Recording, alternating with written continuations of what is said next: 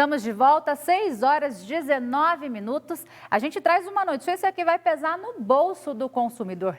É que a Petrobras anunciou mais um aumento no preço da gasolina e do diesel nas refinarias. Os novos valores passam a valer a partir de hoje e é o segundo reajuste seguido do preço da gasolina. Não é mesmo, Denise? Conta mais detalhes sobre essa péssima notícia. Pois é, Guilherme, notícia não muito agradável, né, para os motoristas. Hoje, olha só, a gasolina já saiu das refinarias da Petrobras custando 5% a mais e o diesel 3%, aumento de 3% no litro, né, que saiu das refinarias. O preço médio do litro da gasolina está em R$ 1,75, isso quando sai lá da estatal, né, da Petrobras, e do diesel em R$ 1,55. Esse é o segundo aumento consecutivo no preço da gasolina. Na semana passada, a Petrobras já tinha reajustado o produto em 4%. No caso do diesel, esse vai ser o primeiro aumento desde o dia 20 de agosto. E mesmo com os preços subindo agora, os valores dos combustíveis estão abaixo dos praticados no fim do ano passado. A gasolina nas refinarias baixou 9% na comparação com o fim do ano passado. A queda do diesel é ainda maior. Desde o fim de 2019, o preço já caiu 33%. Segundo a Petrobras, o reajuste nos preços acompanha a paridade de importação, que leva em conta o preço do petróleo no mercado internacional e a cotação do dólar. Agora resta saber como esse aumento de 5% na gasolina e de 3% no diesel vai chegar na bomba, né, para o consumidor final. Os donos de postos justificam que esses reajustes acabam chegando um pouco maiores na ponta por conta da cadeia dos combustíveis, né, Guilherme? Importante dizer que tudo isso vai refletir em toda a cadeia produtiva, inclusive a passagem de ônibus do coletivo, 4h30, 4h50. Então é importante ficarmos sempre atentos a esses detalhes. Obrigado pelas informações, Denise. E um grupo de estudantes que foi selecionado para participar do projeto Parlamento Jovem Brasileiro. Entenda como funciona na reportagem do Cássio Neves. O Marcelo mora em Aparecida do Rio Doce, a Maria Clara em Campos Belos e a Giovana de Turvânia. Eles têm algo em comum, são estudantes de escolas estaduais e foram selecionados para uma experiência de gente grande em Brasília. Se inscreve numa plataforma e nos encaminham, através da própria plataforma, os projetos de leis. Nós temos uma comissão aqui na Superintendência de Ensino Médio, formada por professores de várias áreas do conhecimento, para contemplar as temáticas que nós temos dentro do projeto, que são muito variadas. Esse ano nós tivemos mais temáticas voltadas para a questão da saúde, educação e meio ambiente. Essa comissão avalia os projetos de lei dos estudantes a partir de critérios que são definidos pela Câmara dos Deputados e todos passam pelos mesmos critérios. A gente seleciona 12 projetos. Foi sobre o incentivo a bolsas de estudo sobre fitorremediadores para barragens de rejeito de minério. Eu apresentei o projeto Plataforma Nacional da Aprendizagem, que ela visa promover a equidade de ensino através de cursos, aulas gravadas para alunos do ensino médio. O meu projeto foi na área da saúde, que ele pedia a englobação de profissionais da saúde, profissionais de psicologia na área da saúde, no hospital, né? Para pacientes e também pessoas que prestam serviço nos hospitais. O Parlamento Jovem Brasileiro foi criado em 2003 pela Câmara Federal em Brasília. O projeto dá oportunidade para que estudantes do ensino médio vivenciem a rotina dos deputados federais e exerçam o mandato de forma simulada. A coordenadora de protagonismo juvenil da Secretaria de Educação de Goiás explica a importância do projeto na vida dos jovens alunos. Conhecer mais a fundo como funciona o processo democrático no nosso país. Eles têm a experiência de elaborar os seus projetos de lei. Elaborando os seus projetos de lei, significa que eles estão enxergando os problemas que eles têm na comunidade, e o projeto de lei ele não é municipal, ele não é estadual. A proposta de projeto de lei deles é de âmbito nacional. Então, eles identificam os problemas e eles propõem soluções a partir dos seus projetos de lei. A experiência de você escrever um projeto de lei e tudo isso é um negócio que soma muito para a gente, né? Então, eu vejo que ano que vem na faculdade, isso pode, a experiência que eu vou ter dessa minha vivência lá em Brasília, previamente, né, dependendo do coronavírus, uma semana, então eu vejo que pode me agregar muito, muito mesmo. Vamos falar agora de eleições municipais 2020. Este ano tem uma novidade para quem precisa justificar a ausência. Agora, a justificativa, Guilherme, pode ser feita online. Muito bem, sobre esse assunto a gente vai falar agora com José Carlos, que é assessor lá da Diretoria Geral do Tribunal Regional Eleitoral de Goiás. Boa noite, José Carlos. Que facilidade boa que os goianos ganharam, hein? Sem dúvida nenhuma. Boa noite para todos. Sem dúvida alguma, é um facilitador enorme que a Justiça Eleitoral dispõe num aplicativo Título, né? Que pode ser baixado nas plataformas da Apple Store para iOS e na Play Store para Android. É um aplicativo gratuito, né? Ele tem várias funcionalidades, ele tem o local onde vai votar, ele tem opções como quitação eleitoral, pode tirar um nada consta de crimes eleitorais, consulta local de votação, débitos eleitorais, autenticidade de documentos, mesário voluntário, tem perguntas e respostas, tem um tutorial com QR Code e agora essa novidade. Agora, é muito importante, vamos dizer isso, que a pessoa, ao utilizar essa justificativa que estará no dia das eleições disponível para ele, não tente mentir, porque vai ser utilizadas as coordenadas geográficas, né? Então, que autorize a localização, a pessoa deve estar fora do seu domicílio. Caso contrário, ela não consegue esta justificativa. Olá, José Carlos, aqui é a Danusa que está falando. Boa noite, obrigada pela participação aqui no TBC2. É importante a gente falar que a pessoa ela não pode mentir, mas ela nem deveria, né? Porque o voto é um direito conquistado, uma democracia, faz parte do nosso dever como cidadão ir lá e votar e escolher quem a gente quer que nos represente, não é mesmo? Sem dúvida alguma, tá? A gente considera isso uma festa cívica, né? E exercer esse direito, sem dúvida alguma, deve ser de orgulho para todos. Então a gente conclama que as pessoas compareçam, elejam seus representantes, conscientizem disso, né? A vida nos ensina isso. Quando nós precisamos de tomar decisão e nós não tomamos, quando nós precisamos de decidir e não decidimos, a vida decide por nós. E nem sempre aquilo que é decidido vai agradar a gente quando decidiram por nós. Então, decidam por vocês, decidam pelo futuro da nossa cidade, decidam pelas pessoas, né? O tanto de necessidade que nós temos. E o que você comentou a respeito de mentira é porque muita gente pensa assim, vou facilitar a minha vida e consigo justificar. Não, ela deve estar fora do município e o próprio aparelho de smartphone vai identificar se ela está fora do município, não. Ou não. Há exemplo que acontece com cartões de crédito, com sites de bancos e assim sucessivamente. Muito bem, eu queria perguntar para o José Carlos se o tribunal espera que com uma medida como essa facilidade para justificar, vai aumentar o número de votantes que não vão comparecer, pessoas que vão desistir de votar, simplesmente porque podem justificar de uma maneira mais simples. Mas continua pagando a multa, só agregando aí a pergunta do Guilherme.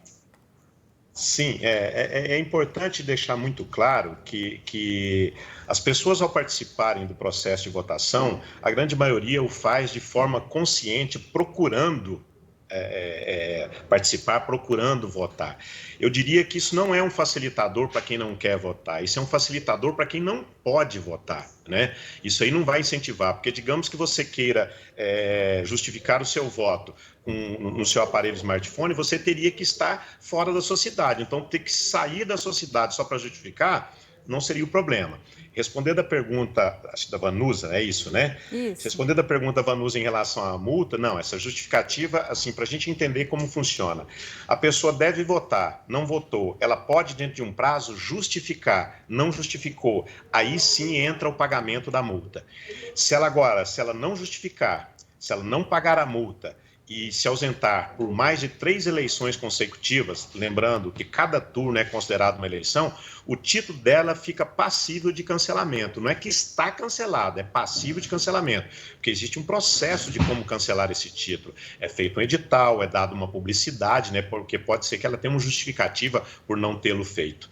Então, que fique bem claro, isso não dispensa pagamento de multa, não. Agora, quando ela justifica, ela não está passível da multa. A multa só existe se ela não votar e não justificar. Não votou, não justificou, tem o pagamento da multa. Tá certo. José Carlos, a partir de quando as pessoas vão poder entrar no e-título, que é o nome do aplicativo para ser baixado para justificar a ausência, e depois de quanto tempo ela tem esse prazo para fazer essa justificativa? Bom, vamos entender e separar bem uma coisa. Baixar o e-título, as pessoas já podem fazê-lo hoje, agora. Podem entrar no aplicativo, né? Se for de iOS, no Apple Store, se for de Android, no Play Store. Ela pode fazer isso. E o prazo que ela tem para justificar, existem duas situações. Se ela quiser justificar no dia da eleição, que era aquela justificativa que ela fazia na sessão, que preenchia um formulário, é uma situação. Fora disso, ela tem até 30 dias após a eleição para poder fazer essa justificativa. Essa é a regra. Depois desse prazo não justificou, é que ela está passível do pagamento de multa. Agora, para justificar que está fora do domicílio, vamos entender, é estar fora do domicílio no dia da eleição. Porque digamos que eu estivesse aqui no meu domicílio e viajei daqui 2, 3 dias, o aplicativo não vai aceitar isso como justificativa. Essa outra justificativa que eu disse, ela deverá fazer no seu cartório eleitoral. Aí já vai ficar um pouquinho, eu diria, mais difícil para ela, né, ter que comparecer presencialmente. Muito bem, importante dizer, José Carlos, que quem tem o título de eleitor com pendências não consegue votar nesse ano. Por isso, muitas pessoas que nos acompanham agora podem ter pendências das eleições de 2018 e é necessário fazer essa quitação. Pelo aplicativo, não é feito, somente no cartório eleitoral.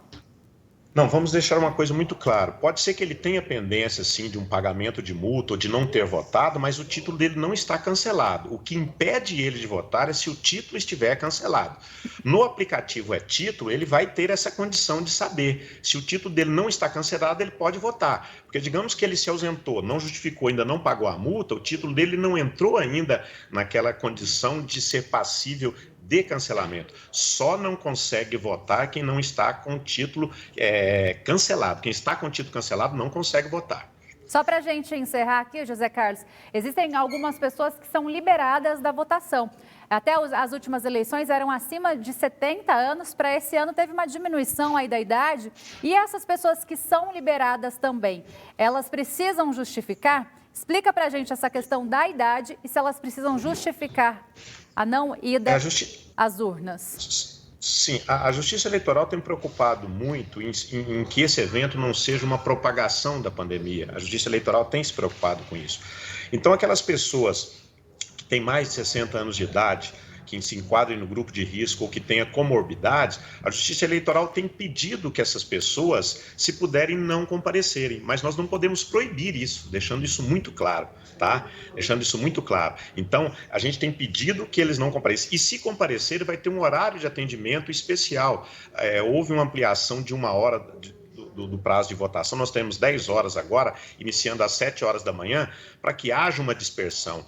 A identificação biométrica, Goiás tem eleição toda biométrica, vai ser dispensado para que não haja possibilidade de contato. Haverá nos locais de votação essa orientação também em relação à higienização. A pessoa vai passar por essa desinfecção antes de votar, após votar, que leve a sua própria caneta. Se não conseguir levar, tem as canetas que passarão por essa higienização. Então, a Justiça Eleitoral está tomando todo esse cuidado, tá? Que fique isso muito claro. E uma coisa muito importante que a gente gostaria e tem pedido para a imprensa nos ajudar, que nós estamos numa eleição municipal em que ele vai escolher apenas 2 candidatos, prefeito e vereador. É diferente de uma eleição geral, onde nós já tivemos até 6, né?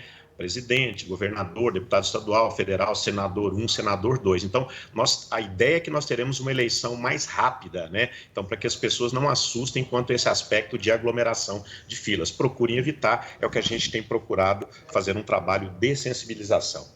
Muito bem, obrigado ao José Carlos, que é assessor da diretoria do Tribunal Regional Eleitoral de Goiás, pela gentileza da entrevista e as informações, a super novidade para você que pode justificar agora de maneira online. Esperamos aí bons resultados nas eleições. Obrigado pelo carinho da entrevista, querido. Sempre às ordens naquilo que vocês precisarem. Uma boa noite a todos. Uma boa noite. Hoje é quarta-feira, dia do quadro TBC Memória. Aqui no TBC Notícias, hoje o jornalista Enzo Liseta entrevista o narrador e comentarista esportivo José Calazans.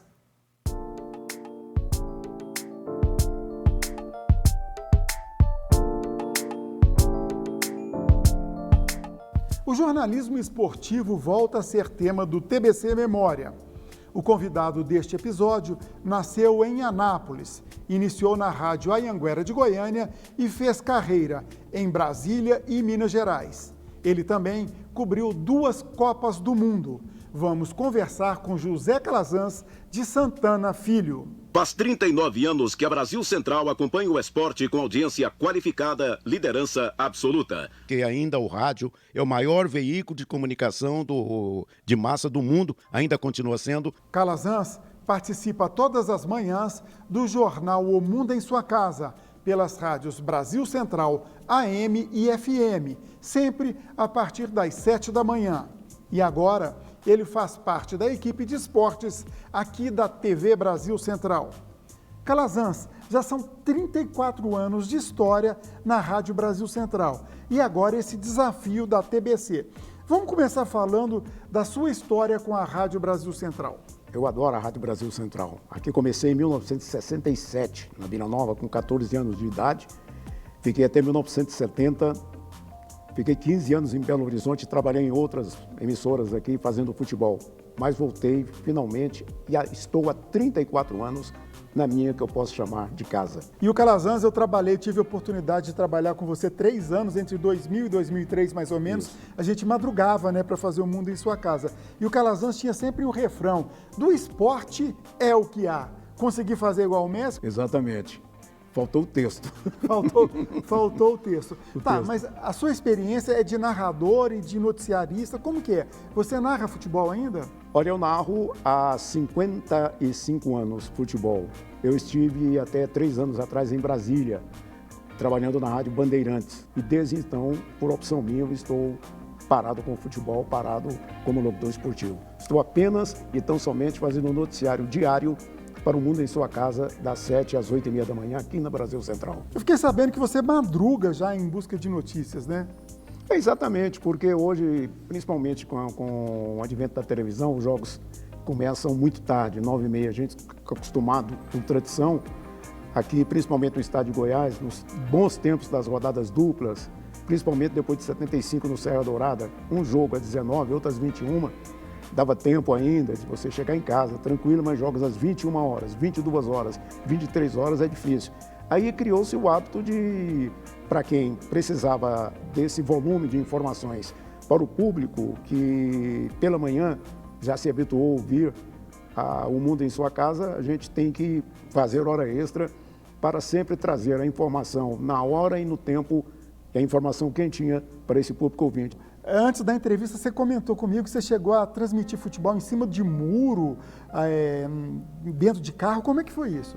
Antigamente, como hoje também havia briga, proibição de entrada em campo, até mesmo grandes locutores, principalmente, parece que na Copa da Suíça, por exemplo, os treinos da seleção eram proibidos. 1954. 54. Então, transmitia-se, alugava-se telhado para transmitir. Eu cansei de transmitir jogo em cima de muro também. A rádio de Goiânia não entra aqui no nosso campo. Então, tudo bem. A gente arruma um jeito, arruma um caminhão. Já transmitia também muito em cima de carroceria. Mas o importante é que a transmissão chegou e bem. Bom, bacana. Você transmitiu futebol em cima de muro, mas você também transmitiu Copa do Mundo, né? Exato. Você transmitiu 2 Copas do Mundo. 78 na Argentina, pela Rádio Itatiaia, inclusive, com a coparticipação da Rádio Brasil Central, que mandou 2 de seus gabaritados profissionais para compor conosco. Eu estava na coordenação em Buenos Aires, da equipe de esportes da Rádio Itatiaia, o Evandro Gomes e o Ledes Gonçalves, que estiveram conosco nesta Copa com muito prazer. E para a Rádio Itatiaia, que naquela época não dispunha de onda curta, ter a Brasil Central, com a onda tropical de 60 metros e com a sua onda curta de 25 metros, a nossa cobertura triplicou em termos de aceitação popular. E você narrou o jogo que o Brasil venceu a Itália e ficou em 3º lugar naquela Copa, 2-1 de virada. Vamos tentar relembrar, você consegue improvisar, porque parece que foi um gol que te marcou muito, o gol do Dirceu, né? Primeiramente, a Itália saiu à frente com um gol de Cáusio, que era o número 8, um gol de cabeça, e depois, numa jogada que começou na lateral esquerda com o Rodrigues Neto, e foi ter o Dirceu, foi mais ou menos assim. Rodrigues Neto domina, entrega no meio de campo para Rivelino, olha para o lado esquerdo, estava marcado outra vez o lateral esquerdo do Flamengo. Ele preferiu jogar pelo meio para o Jorge Mendonça, ajeitou, chegou, Dirceu, bateu de perna esquerda e gol! Gol Brasil, Dirceu, um petardo de Dirceu de fora da área. E o Brasil está de novo em busca do terceiro lugar no Campeonato Mundial de 78 aqui na Argentina. A outra Copa do Mundo, qual foi a outra que você participou? 1990 e mais uma vez com a participação da Rádio Brasil Central, com a diferença, ela não foi co-participante da Copa do Mundo. Ela tinha equipe própria, 14 profissionais e uma cobertura completa na Itália. Calazans, tem mais um minutinho só. Como é que foi a sua passagem por Minas Gerais? Você trabalhou em grandes emissoras de lá, né? A minha primeira emissora foi em 71, a Sociedade Anônima Rádio Guarani. Depois uma breve passagem por Goiânia, retorno para a Rádio Difusora. Em 75, voltei para Minas Gerais, para a Rádio Itatiaia, onde fiquei até 79, quando fui para a Rádio Capital. Retorno a Goiânia e depois para a Rádio Guarani, que foi minha última emissora lá. Bom, e nós achamos do fundo do baú uma locução do Calazans lá em Minas Gerais. Agora passa você a informar aí, né, Calazans? Olha aqui o Cruzeiro descendo para o ataque, Mauro chutando o gol do Cruzeiro. Mauro aos 35 minutos da etapa complementar. Cruzeiro 5, Uberaba 3, Afonso. Calazans, muito obrigado pela sua participação. Foi muito bom conversar com você e ouvir as suas histórias. Muito obrigado. TBC, ajudando a preservar a memória de Goiás. Muito bacana esse quadro, parabéns aí para o pessoal. E olha, o estado agora conta com mais um presídio feminino. A nova unidade tem capacidade para cerca de 100 detentas e foi construída em Orizona, na região sul aqui de Goiás. A obra foi inaugurada hoje e foi escolhida como modelo para os próximos presídios. Eles devem ser entregues nos próximos 2 anos. O repórter Túlio Isaac Filho tem os detalhes. A unidade prisional regional feminina em Orizona está pronta e com capacidade para cerca de 100 detentas. Este é o 9º presídio voltado exclusivamente para a população carcerária feminina aqui em Goiás. E acredite, já é o 3º inaugurado só este ano. Nós avançamos muito. Nós passamos a organizar o sistema penitenciário no estado de Goiás, o que não existia. Presídios e penitenciários em Goiás eram quartéis generais de facções. Nós agora não. Nós agora temos, sim, presídios de alta segurança, penitenciárias, exemplo, como em Águas Lindas, em Formosa, em Anápolis, em Planaltina. E nós estamos fazendo uma outra etapa aqui hoje na cidade de Orizona, que é fazer aquilo que é uma obrigação do Estado, manter os presos separados. É inaceitável você ter um complexo penitenciário, mulheres presas misturadas com homens presos. Prender quem cometeu crimes é necessário, mas ressocializar é essencial. Essa é uma das metas da unidade prisional, que conta com salas de aula e videoconferência, confecção, consultórios médicos e odontológicos. Dá dignidade aos reeducandos e aí sim ressocialização, porque não adianta colocar essas reeducandas abarrotadas, sem trabalho, que aí vamos só estar punindo. E a LEP, ela tem 2 vertentes, a ressocialização e a punição. A Diretoria-Geral de Administração Prisional encara e entende que essa unidade é uma unidade modelo para o estado de Goiás. Nós estamos implantando, é um projeto do governo, né? Implantar mais 3 unidades prisionais especificamente femininas no estado. Até o final do ano, com certeza, nós vamos inaugurar mais 2 unidades e esse será o modelo a ser seguido nas demais unidades. Nós fecharemos esse governo com 12 unidades exclusivamente femininas, que vão atender a todas as mulheres do estado. Durante a solenidade, ainda foram entregues um total de 10 veículos, sendo 4 viaturas operacionais e 6 administrativas. Essas viaturas vão atender Orizona e outros presídios na região. Um investimento de mais de R$ 725 mil, resultantes de um convênio com o DEPEN, o Departamento Penitenciário Nacional, e também recursos próprios do Estado de Goiás. Essa unidade aqui de Orizona, ela tem 102 vagas, vocês estão vendo como cada uma aqui é instalada, mas ao mesmo tempo nós temos ainda vaga para mais 30 presas aqui, onde só tem mulheres, e também a segurança, com as nossas policiais penais também, todas mulheres. Isto muda o conceito, mas ao mesmo tempo também exige que elas trabalhem para que possa cada vez mais arcar com parcela, para que não fique nos ombros da população goiana essa responsabilidade. A gente vai para o intervalo e na volta você vai ver. Você vai ver como está o trânsito aqui na capital e também a seguir com Camila Rodrigues, uma matéria, ok? 6 horas e 44 minutos. Vamos ao trânsito de Goiânia. Você está vendo a Avenida T4, encontro com a Avenida T63. Trânsito agitado por ali. T63, do alto da T63, trânsito bem cheio, carregado na avenida. Não saia daí, 6 horas e 44 minutos. A gente volta já.